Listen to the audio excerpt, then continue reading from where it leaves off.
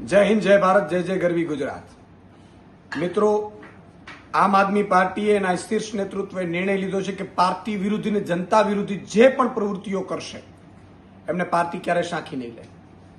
ધારાસભ્ય શ્રી ઉમેશ મકવાણાની વારંવાર એમની વિસ્તારમાંથી પણ ફરિયાદો આવતી હતી. પાર્ટી વારંવાર એમને કહેતી હતી કે વિસ્તારમાં રહો. વિસ્તારમાંથી કેટલાય લોકોનો પણ ફરિયાદો આવતી હતી. વિવિધ પ્રકારની ફરિયાદો આવતી હતી. ભ્રષ્ટાચારની ફરિયાદો આવતી હતી. પાર્ટી એમને વારંવાર ચેતવ્યા છે, પણ બીજેપી ગંદી રાજનીતિ કરી રહી છે. ભાજપ છે એમણે ઉમેશ મકવાણાને સાંધી લીધા છે અને પાર્ટી વિરુદ્ધ સતત એક્ટિવિટીઝ, એન્ટી પાર્ટી વિરુદ્ધ એક્ટિવિટીઝ કરવા માટે સતત ભાજપ છે એમને પ્રયાસ કરાઈ રહી છે. આજે પાર્ટીએ નિર્ણય લીધો છે, માનનીય અરવિંદ કેજરીવાલજીના શીર્ષ નેતૃત્વએ, કે ઉમેશ મકવાણાને પાર્ટી વિરોધી અને જનતા વિરોધી પ્રવૃત્તિઓ કરવા બદલ 5 વર્ષ માટે પાર્ટીમાંથી સસ્પેન્ડ કરવામાં આવે છે. અને હું ચેલેન્જ આપું છું ઉમેશ મકવાણાને. ભાજપે ગંદી રાજનીતિ કરી છે સાહેબ.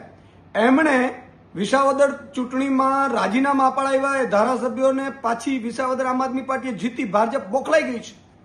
ભાજપે મેસેજ આપવા માંગે છે કે તમારા બીજા ધારાસભ્યોને પણ અમે ટચમાં છીએ. પણ આમ આદમી પાર્ટી, એનો કાર્યકર્તા અને ગુજરાતની જનતા બધું જોઈ રહી છે ભાજપની આ ગંદી રાજનીતિ. અને વિસાવદરની ચૂંટણી પછી ભાજપ સંપૂર્ણપણે બોખલાઈ ગઈ હતી. આખી કેબિનેટો, કેન્દ્રીય મંત્રી હોવા છતાં ભાજપે સુપડા સાફ થઈ ગયા છે. હમણાં સરપંચોની ચૂંટણીમાં પણ ભાજપના સુપડા સાફ થઈ ગયા છે. ત્યારે આ ઉમેશ મકવાણા જેવા વ્યક્તિઓને સાધીને ભાજપે આમ આદમી પાર્ટીને ડેમેજ કરવાની કોશિશ કરતી હોય તો એ ભૂલ ભરેલી છે.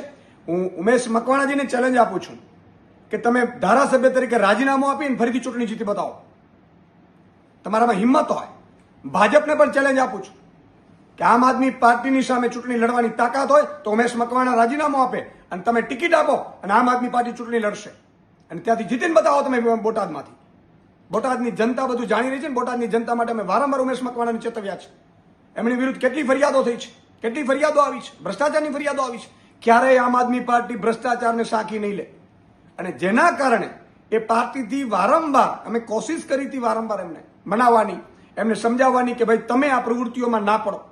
આપણે ભ્રષ્ટાચારની પ્રવૃત્તિઓમાં ક્યારે આવવું ન જોઈએ. એમની વિરુદ્ધ નાનામાં લેટરો પણ મળ્યા છે મને. ત્યારે ભાજપે એનો ઉપયોગ કરીને કોશિશ કરી હતી આમ આદમી પાર્ટીને ડેમેજ કરવાની. આજે આમ આદમી પાર્ટીએ નિર્ણય લીધો છે 5 વર્ષ માટે એમને સસ્પેન્ડ કરવામાં આવે છે અને એમનામાં હિંમત હોય તો ધારાસભ્ય તરીકે રાજીનામું આપીને ફરીથી ચૂંટણી જીતી બતાવે.